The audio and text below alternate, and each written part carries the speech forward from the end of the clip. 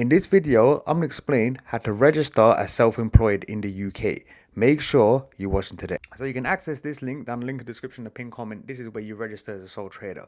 You need to register as a sole trader if you earn more than £1,000 in a tax year. You need to prove that you're self-employed. So what you do, and before, you need a national insurance card, and you can find out how to get one in my video there.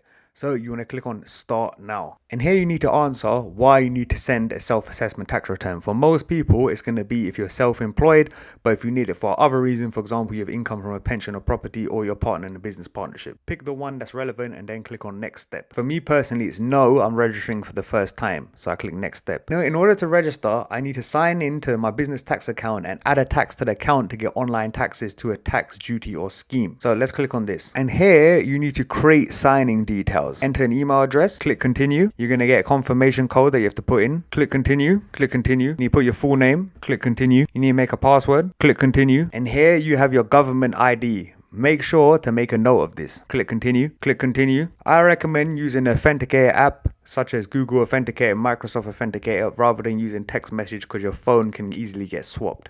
So I would say Authenticator app. Download an app and click continue. Here you need to scan this QR code into your Authenticator app and then click continue. Then you want to put in that 6-digit passcode that's generated from your Authenticator app. Click continue. Then you need to create a name. Click continue, click continue. And here we want to do self-assessment for individuals, then click continue. And this is where we need to get our UTR. So obviously we don't have a UTR, so we're going to say no. And this is going to depend on who you are, but in my case, it's going to be individual. Click continue. We want to do self-assessment, then click next. And here you need your identification. So we'll click continue. You need to put your name, your surname, and your date of birth. Click continue. Now you need the NI number. And remember, you can check my video on how to get an NI number if you don't have one. So I'm going to do yes because I know it and click continue. Here you need to put in your NI number. Click continue. And here they want to verify your identity to prevent fraud. So click continue. I think the most easiest way to do it is to do one, to use a government ID check mobile app. So I'm going to click on that and then click continue. Obviously, it's going to depend on where your phone, computer, or tablet. In this case, I'm on a computer, so I'm click continue. And in this case, I have an iPhone. Obviously, if you're Android, pick Android and click continue. Do you have a valid passport? Obviously, if you do, click continue. If you don't, click no. I do, so I'm click yes. Continue. Check if your passport has this new camera symbol. My one does, so I'm going to click yes and then continue. Which iPhone do you have? In my case, I have an iPhone 7, then I'm going to click continue. Now you need to download the gov.uk app to confirm your identity. As you can see, I successfully verified my identity with gov.uk. To see how I did it, you can check my walkthrough video there. Now I'm going to click continue. If you have a partnership, you want to click self-employed. This is if you have a sole proprietorship with more than one person, but most people are going to pick self-employed / sole trader / sole proprietor. Then we're going to click next. Now this date is going to depend on when you started working for yourself, but in my circumstances, I'm going to do today's date. Click next. Now you need to fill in the following information. Click next. Here you need to put whether a UK resident, and here where it says have you changed your name, make sure it's tick no, because whatever reason is tick yes. If you come to UK from a non-EU country within the last 12 months, no. A share fisher is someone who works in the fishing trade, so no. Are you a land or property owner? Obviously you know if this is correct for you, no. Are you a Lloyd's underwriter? No.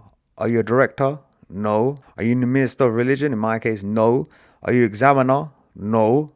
Is your business an investment? No. Then click next. You're going to put in your title. It's most likely going to be Mr. or Mrs. and this is what you're referred to in mail. And obviously if you change your name, put it in there. And here you need to put in your address and whether or not you've lived that address for less than 3 years. Then date, address effective from. This is when you move within the address. For me, I've lived there my whole life, so I'm going to put my birthday. Click next. Now you need to put in your contact information so HMRC can message you. Click next. Make sure you take a look at your personal information, see if there's any mistakes, and then click next. And here you want to write a short description on what sort of employed work do you do. Click next. And here you need to pick the business address. And obviously if the business address is different, you need to pick a different address. But in my case, it's the same as my address. I'm going to click yes and then click next. And here you need to put in your business phone number. Then click next. Click next. Then click next. And here you want to pick in what capacity that you're completing this registration, and it's obviously going to depend on your unique circumstances, but most people are going to pick the first one.